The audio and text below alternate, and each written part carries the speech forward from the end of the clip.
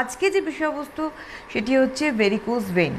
অনেকেই ওপার থেকে এই প্রশ্নর সঙ্গে বা অনেকে এই বিষয়ের সঙ্গে মানে মানে পরিচিত, আবার অনেকে পরিচিত নয়, কথাটির সঙ্গে পরিচিত।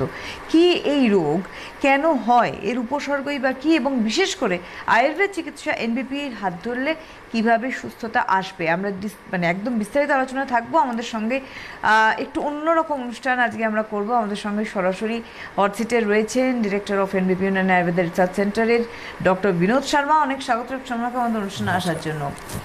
এবং অন্যরকম কারণ আমাদের সঙ্গে এনবিপি পরিবারেরই একজন বিশিষ্ট আয়ুর্বেদিক চিকিৎসক রয়েছেন ডক্টর এস খান। অনেক অনেক স্বাগত ডক্টর খানকে আমাদের অনুষ্ঠানে আসার জন্য।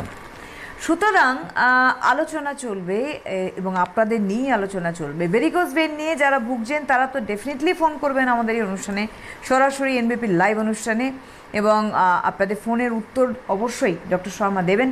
এবং জানবো আমরা কিন্তু আজকে এই রোগটি নিয়ে। ফোন করুন, আমাদের ফোন নাম্বার 6292242341, 6292242342। এই দুটি ফোন নাম্বারে ফোন করুন আপনাদের প্রশ্ন এবং আপনাদের জিজ্ঞাসা নিয়ে। একদম ডক্টর খান মানে শর্মাকে সরাসরি স্বাগত জানিয়ে একদম ডক্টর খানের কাছে আগে চলে যাই। সেটা হচ্ছে যে এই যে ভেরিকোজ ভেইন, আগে আমরা একটু জানতে চাই যে রোগটি কী। ভেরিকোজ ভেইন মূলত আমাদের লোয়ার লিম্বে থাকে, মানে আমাদের পায়ে থাকে। আমাদের কোমর থেকে সেই ভেনটা আমাদের একদম পায়ের গোড়ালি পর্যন্ত চলে যাচ্ছে। এই ভেনটা যে থাকে এটা আমাদের কিন্তু পায়ের কোনো ক্ষতি করে না, পায়ের ভালোর জন্য থাকে। আমাদের পায়ে এই যে ভেনটা থাকে এটা আমাদের ব্লাড ছাড়া অনেক কিছু সরবরাহে সাহায্য করে। কিন্তু অনেক সময় অনেক পেশেন্ট যখন আসে কমপ্লেন নিয়ে যে আমাদের পাটা সাইডের শিরাগুলো ফুলে যাচ্ছে বা হচ্ছে, তো ভেরিকোজ ভেইন জিনিসটা তখন কী হয়, তখন সেটা চাপের জন্য কী হয়, তার ব্লাডটা ঠিকঠাক করে অবস্ট্রাক্ট হয়ে যায়, ব্লাডটা ঠিকঠাক করে পরিবহন করতে পারে না, আর ভেনটা পেঁচিয়ে যায়। যেমন ঝিলিপির পেঁচ হয় সেরকমভাবে ভেনটা অনেক সময় পেঁচিয়ে যায়। তখন বলা হয় যে ভেরিকোজ ভেইন হয়েছে, তার পায়ের শিরা ফুলে যাচ্ছে, পায়ের শিরা বেরিয়ে যাচ্ছে, কখনো কখনো কালো হয়ে যাচ্ছে। তো সেইটাকে তখন আমরা বলি যে আপনার ভেরিকোজ ভেইনটা নর্মালের তুলনায় অ্যাবনর্মালি জিনিসটা ফুলে গেছে বা সোয়েল্ড হয়ে গেছে, তখন তাকে ধরা হয় যে তার ভেরিকোজ ভেইন হয়েছে। আরেকটি কথা আমি বলবো, সেটা হচ্ছে এই যে ভেরিকোজ ভেইনের সমস্যাগুলি বেসিক্যালি, এটা তো একটা মানে ডাক্তারি পরিভাষায় আমরা বুঝলাম যে বেসিক্যালি হয়টা কি। একদিকে উপকার, আমরা নর্মালি ভাবি ওরকম জড়িয়ে যাচ্ছে পায়ের শিরা, সেক্ষেত্রে আমরা কি করে হাঁটবো।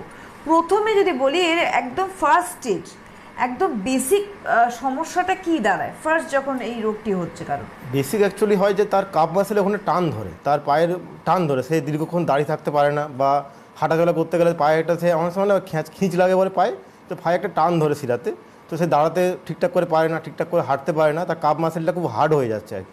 তো এটা একদম ফার্স্টে দেখা যায় যে তার কাপ মাসেলের যে জায়গাটা আছে, পায়ের যে পেশিটা আমাদের নি জয়েন্টের নিচে, যেমন হাঁটুর নিচে যে পেশিটা, ওটা হার্ড হয়ে যায়, আর শিরাগুলো ওখানে খুব প্রমিনেন্ট দেখা যায় আর কি।